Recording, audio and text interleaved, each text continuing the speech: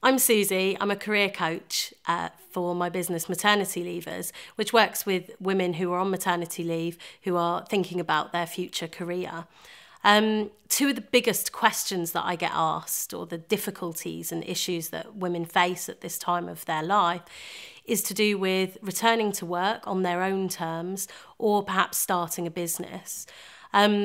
Returning to work on your terms might be about working part-time, working flexibly, changing your hours. There are all sorts of things that you might want to change about your working life when you come back to work after having children.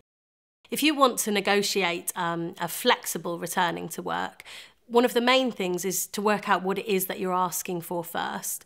If you go to your employer and just say, I want to work less, then obviously that's not going to put them in the right frame of mind to help you with your aim.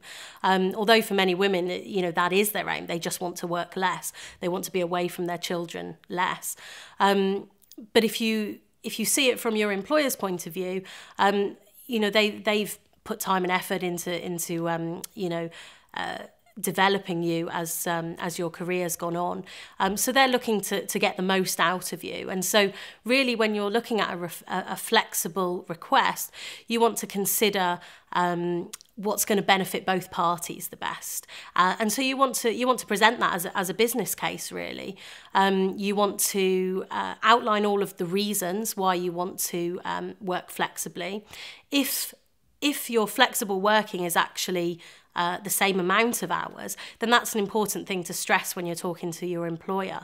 If it's just that you're going to work at home from a different location, or you're going to work earlier, start earlier and finish earlier, then it's important to point out that actually what you're doing is the same amount of work in the same amount of time, but you just want to fit it around your family life more. So although for you it's about you, I think you have to think of it from your employer's point of view when you're putting your case forward. The other thing is that lots of women do this, so it's not something to feel ashamed about, like suddenly you've become less of an employee or less employable because you want to spend time with your family. It's perfectly natural to want to spend time with your family, and most people at work are actually in the same position. You have to have confidence in what you're asking. You're not asking for, you're not asking for something really out there. You're just asking for a different way of doing things. And so it's important to bear in mind that it's perfectly legitimate what you're asking for. The other thing that I said people ask me is about starting a business. And people have said to me, when do I know it's right to start that business? Or how do I make that leap of faith? Or how do I come up with the ideas? And there is really no one answer that suits everybody.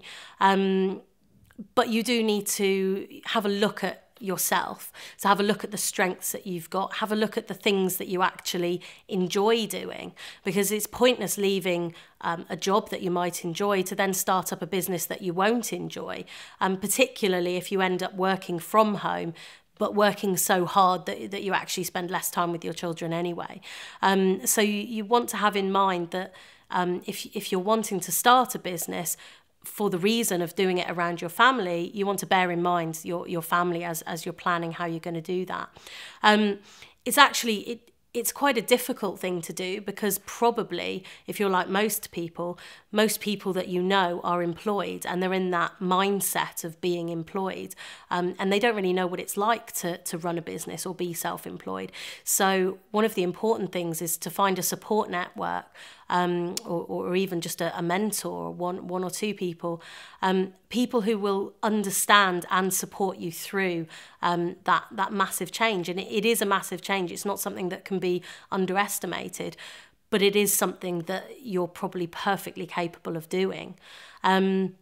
So find a mentor or a coach, and talk to them about how you're going to actually make that change.